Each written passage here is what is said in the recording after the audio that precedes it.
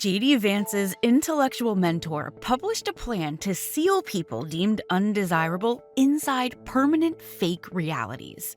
Whitney Webb spent years connecting the dots between that philosophy. 2026 will be like no other year. Our goal, in short, is a humane alternative to genocide.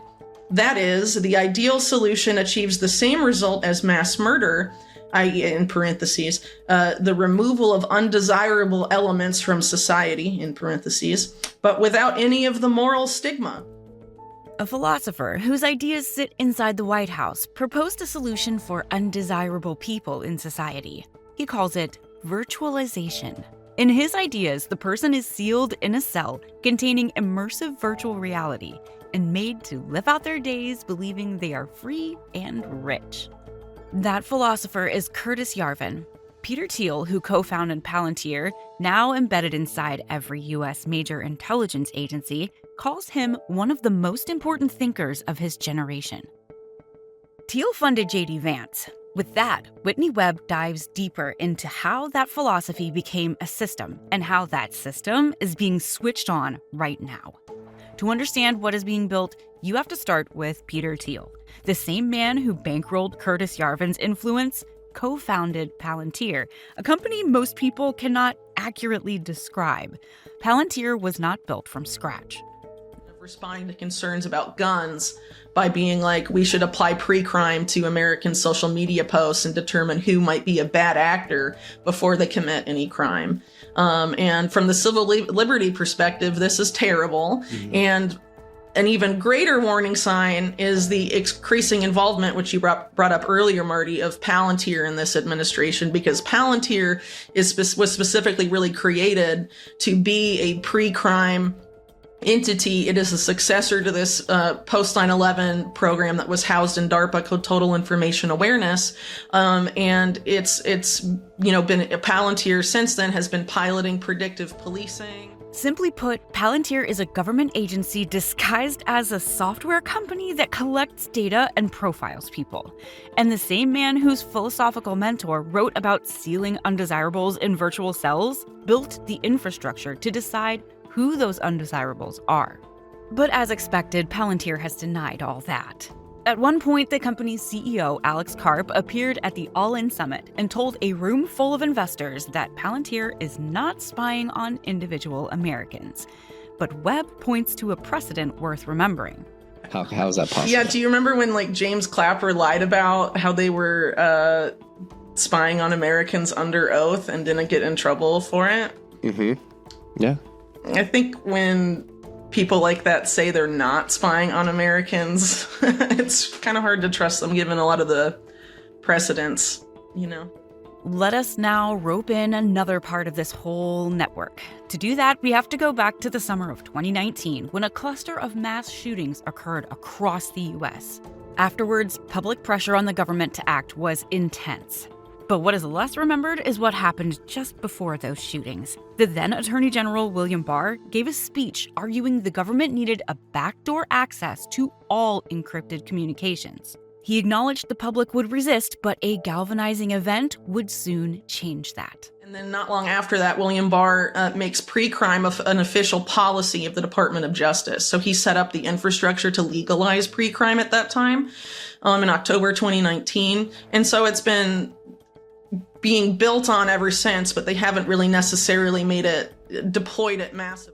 At the same time, Jared Kushner and Ivanka Trump were lobbying internally for HARPA, an agency that would use AI to scan American social media in bulk and route flagged users to court-ordered psychiatric intervention. They were proposing court-ordered physicians and potential house arrest, all based on a post. Shockingly, this was not the first time this proposal had made its way into the White House. So, ultimately, they didn't make HARPA, but Biden made HARPA. It's called ARPA-H. And the same architects of the HARPA that was being pitched under Trump ended up being the same architects of Biden's ARPA-H. But ARPA-H was sold as a cancer moonshot. We're going to cure cancer with ARPA-H. And then there is Carbine 911. A company that marketed itself to counties across the U.S. as a tool to prevent mass shootings by taking over their 911 infrastructure. It was financed by Jeffrey Epstein and Leslie Wexner. It was chaired by Ehud Barak, the former Israeli prime minister. Members of Israel's Elite Signals Intelligence Division, Unit 8200, also sat on its board. After the Epstein connection became public, something happened. United States. But after the Epstein stuff came out, they tried to rebrand as more American, so they only left one, ex-Israeli intelligence guy. They put like Michael Chertoff on the board of advisors, who was former DHS, and they put one of Trump's previous heads of DHS, Christian Nielsen, I think her name was, and then an ex-FBI guy or something, to try and, I guess, make it look more American. But it's really the same. The same type of program, and also Peter Thiel was a big investor. Palantir profiles you. Carbine 911 controls the emergency lines, but Webb has proof that the surveillance extends deeper into your bank account. Digital ID really won't work unless everybody complies. And, unfortunately, they're going to try to figure out some way to manufacture consent for the compliance, and they're damn good at that, unfortunately. The same administration whose philosophical foundation includes virtualizing undesirables passed the Genius Act in 2025. This was legislation framed as stablecoin regulation. What followed told the real story. The U.S. Treasury opened a public comment period on implementation. Inside that document, it described digital ID as an essential pillar of the effective implementation of the Genius Act. Digital ID does not appear in the law itself. It does not need to. You do not mandate a cage by writing the word cage. You build it piece by piece and make everything people need available only from inside it. The Patriot Act is being cited as the legislative foundation for the financial surveillance being layered into the stablecoin framework. The same post-9/11 law used to justify mass surveillance of Americans is now being used to regulate how they hold money. And as fate would have it, this template is already running elsewhere. In 2025, approximately 84 million bank accounts in Vietnam, a country just over 100 million people, were closed in a single government action. The justification was financial fraud, and the solution was simple. Submit a face scan or a fingerprint, and you will be re-banked. In the UK, the same digital ID infrastructure is being pushed through under a different rationale.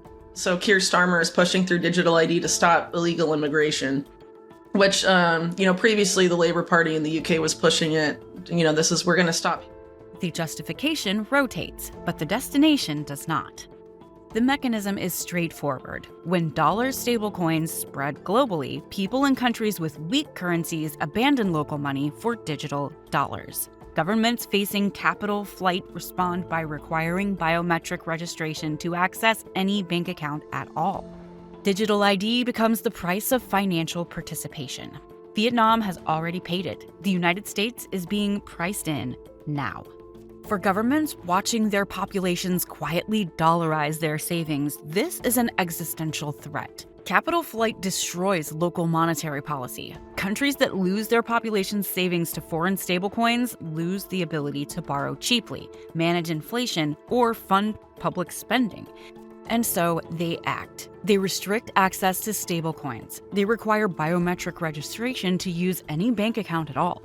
They make the digital ID the price of participation in any financial system. Vietnam has done it. Pieces of it are being built in the UK, the EU, and across Southeast Asia. And the United States is next. It is also important to remember that inside a 300-page Trump administration policy report on page 167, a recommendation is proposed to expand the Patriot Act to cover digital assets. Shortly after, Treasury and FinCEN proposed eliminating CoinJoin, banning delayed transaction broadcasting, and flagging single-use Bitcoin addresses as suspicious. Single-use addresses have been the recommended security standard for over a decade. So what does calling them suspicious point toward? It simply implies this is not about catching criminals. It is about making ordinary financial privacy impossible to defend. This is about censoring or preventing regular people from having privacy. The financial cage might require your compliance, but Webb uncovers a damning fact. Compliance is not accidental.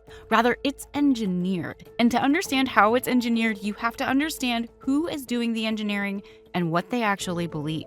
And the so-called libertarian elites behind people like J.D. Vance and that have been really involved with the Trump administration this cycle are very overtly transhumanist and think that the only way forward is to basically merge with machines. By now, it's clear that Palantir, the Genius Act, and Carbine 911 are not separate policy decisions made by unconnected people. They are the output of a specific worldview held by a specific network that is now operating inside the US government. Curtis Yarvin's vision is a state completely privatized and handed to a corporate monarch. The authoritarian powers of the state are not eliminated. Rather, they are transferred. Peter Thiel funded the politician who became vice president. Thiel also built the data company with contracts across every intelligence agency. The philosopher and infrastructure share the same patron. It makes sense when you look at how people like Eric Schmidt are also on the steering committee of Bilderberg with Peter Thiel and Alex Karp. And we're told these are elites on different sides. Like you had people in last election like Pete Canones being like, these are our elites. They're on our side. And Barry Weiss being like, yeah, they're the counter elites. Yeah. No, they're not. Webb has a term for this: phase shift dialectics. This is where political figures and elite networks publicly perform opposition to each other while advancing the same underlying agenda. Peter Thiel backed Trump while Alex Karp donated to Democratic causes. Media coverage treats them as ideological opposites, but they sit on the same Bilderberg steering committee alongside Eric Schmidt of Google. Palantir holds contracts with every U.S. intelligence agency, regardless of which party controls the White House. Both sides, and this idea that there's these two types of, two classes of elites that are fundamentally different. No, at the end of the day, they are playing us against ourselves, and some of them play the role of we're elites on this side and we're elites on the other side to help engineer the divide and conquer necessary to herd us into this cattle pen. And this is also where Operation Gladio comes in. And this has been going on since the 1980s with Operation Gladio. When they developed the strategy of tension, they were the CIA and intelligence agencies basically were funding terrorism against civilians in Europe, and then they were blamed on left-leaning groups, and they specifically were going after civilians, and it was a CIA. In Operation Gladio, the actual goal was to make populations afraid enough to accept governments and policies they would otherwise have rejected. The same old playbook: create the crisis, offer the solution, and extract the liberty. If they want to institute draconian control measures, digital control measures over the United States or Western society or global society at large, they're probably, they tend to fall back on these same patterns and tactics that they've used time and again, decade over decade. Now, understanding who is building this system and why brings us to the final question: what can actually be done? Webb is not without an answer, but it requires understanding exactly how the cage closes and where the gaps still are. Right, but it's important to be able to use all the tools at our disposal to fight this war, but we also don't want to fall victim to the stuff that they're trying to entrap us in. Right. Every system described in this video has one vulnerability. It requires your participation. Palantir needs your data. The Genius Act needs your financial transactions. Digital ID needs your biometrics. The pre-crime framework needs your social media posts. None of these systems function at full capacity unless enough people cooperate with enough of them. Every time you comply without resistance, you signal to yourself and to the system that this is normal. Normalcy is what the system is trying to manufacture. But this is how it's going to operate. And eventually it'll be like, if you don't want to comply with digital ID, then you can't be banked, period. Or it could be, infinite number of things. You can't travel, etc. if you don't play ball. And, it was the vaccine passport crap during COVID, but that's really just a roadmap. The same architecture is being rebuilt now with financial access as the lever. If you had no cushion to absorb the cost of refusal earlier on, have you built one since? And once you build that capacity, the next step is to figure out how to live without this jail that Yarvin talked about. Well, even with that, the only thing I would add is that I think it's important for people to not become dependent on any sort of AI algorithm, because there's the whole, I mean, I've talked about this for years. If you don't use it, you lose it kind of thing. If we become... Only by doing that can you really be safe from everything planned by these elites.